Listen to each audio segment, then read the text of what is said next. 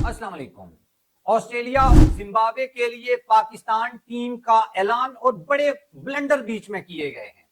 यकीन करें, आप जो अप्रोच का फर्क है ना, वो देखेंगे तो आपको अंदाजा हो जाएगा कि इंडिया और श्रीलंका की अप्रोच क्या है।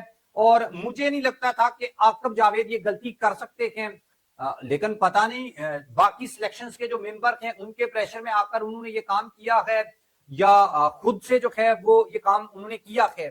एक तो आपको पता है, पहले पाकिस्तान में रेस चल रही थी कैप्टन के लिए शाहीन और बाबर के बीच, और उससे टीम जो है वो ग्रुपिंग में चली गई। फिर आकिब जावेद को कहा गया कि आप ग्रुपिंग का सर कुछ नहीं, और उन्होंने बाबर और शाहीन को एक साथ टीम से ड्रॉप कर दिया।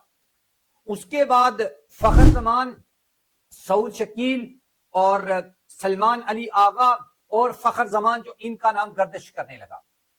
अब जो है वो फखर जमान को तो जो उसने ट्वीट किया था उसका हमेयाजा भुगतना पड़ा, और वो तो पहले उसको टीम से जो है वो अनफिट करार दे दिया।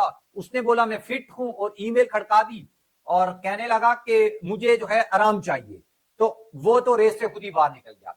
सलमान अली आगा का नाम आया तो सलमान अच्छा खेल रहा है, इसमें कोई शक नहीं है, लेकिन सलमान अली आगा जो है वो एक्सपीरियंस ना होने की वजह से या वट एवर जो भी आप बोले, उनको भी निकाल दिया गया।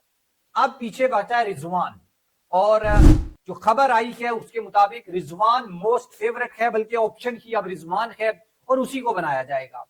यहां पर एक चीज आपको माइंड में रखनी है, बाबर और रिजवान में कोई फर्क नहीं है, इतना सा फर्क भी नहीं है, इतना सा फर्क भी नहीं है। आप ये समझ लें कि बाबर की 2.0 जो कॉपी है वो पाकिस्तान क्रिकेट का अब कैप्टन बन गया है। वही यारी दोस्ती ग्रुप चलेगा और ग्रुपिंग भी चलेगी, फेवरेट खिलाड़ियों को भी शामिल किया जाएगा, और क्योंकि ये भी उसी एजेंसी से हैं, पीआर एजेंसी की बात कर रहा हूं, तो वही मामला जो है वो चलेंगे। और दूसरा, ऑस्ट्रेलिया के लिए टीम के ऐलान में बाबर को शामिल किया गया है, नसीम शाह को शामिल किया गया है और शाहीन शाह अफरीदी को किया गया है। और कहा यह जा रहा है कि जिम्बाब्वे के खिलाफ जो नए खिलाड़ी हैं उनको टीम में मौका मिलेगा। इरफान खान, उसके बाद कामरान गुलाम, सुफियान मुकीम और मोहम्मद हसनैन जैसे जो नए लड़के हैं उनको भी मौका दिया जाएगा। आपको 2-3 वीडियोस में मैंने आपको बताया था कि पीआर माफिया रिजवान को, बाबर को, शाहीन को और नसीम शाह को ये बाहर नहीं बैठने देगा, ये पॉसिबल नहीं है।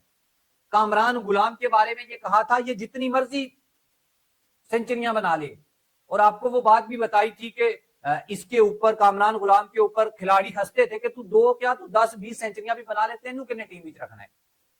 उसके बाद हसनैन जितनी मर्जी विकेटें ले लें, चैंपियन कप में कितनी विकेटें ली हैं, टॉप का बॉलर बना है, 17 विकेटें ली हैं, और उसके दूसरे नंबर वाला 10 विकेटों के ऊपर था, नहीं रखा, नहीं शामिल किया, मुल्तान टेस्ट में भी नहीं रखा, नहीं रखना, जो करना है कर लो। तो इसलिए हम ये कहते थे कि ये जो वनडे चैंपियन कप है ये असल में धोखा कप है। उर्स की परफॉर्मेंस बेस के ऊपर किसी ने खिलाड़ियों को सिलेक्ट नहीं किया, वही खिलाड़ी जो इंटरनेशनल क्रिकेट में भी फॉर्म में नहीं थे, डोमेस्टिक में भी फॉर्म में नहीं थे, वही टीम का हिस्सा थे। फिर आकिब जावेद आए, उन्होंने एटलीस्ट ये रिस्क तो लिया कि कामरान गुलाम को शामिल किया और बाबर को टीम से निकाल दिया और शाहीन को भी निकाला, और उससे ये तासर उभरा कि शायद अब टीम में जो है वो ग्रुपिंग का भी खात्मा हो जाएगा, सर्जरी भी हो जाएगी, और जो खिलाड़ी खेलेगा उसे रखा जाएगा मेरिट के ऊपर, जो नहीं खेलेगा उसको नहीं रखा जाएगा। लेकिन मुझे जहां तक लगता है वो ये कि इंडिया की अप्रोच गौतम हीरा चल रहा है। नो डाउट इंडिया पिछले टेस्ट में हार गया न्यूजीलैंड से, लेकिन गौतम गंभीर की अप्रोच, और उससे भी ज्यादा मैं तारीफ करूंगा सना जयसूर्या की। उसने जो बंदे ने माइंड अप्लाई किया है, और श्रीलंकन टीम, यानी वो आरजी कोच बना था और उसने श्रीलंकन टीम का अप्रोच ही बदल दी है। वो इंडिया को 3-0 से हरा रहा है। वो इंडिया जो T20 वर्ल्ड कप जीत के आया हुआ है, उन्होंने न्यूजीलैंड को पेल दिया श्रीलंका में बुला के, और ऐसा लगता ही नहीं। कमेंडू मेंडस वो दोनों खातों से बॉलिंग कर रहा है, बैटिंग सेंचुरियां बना रहा है वो।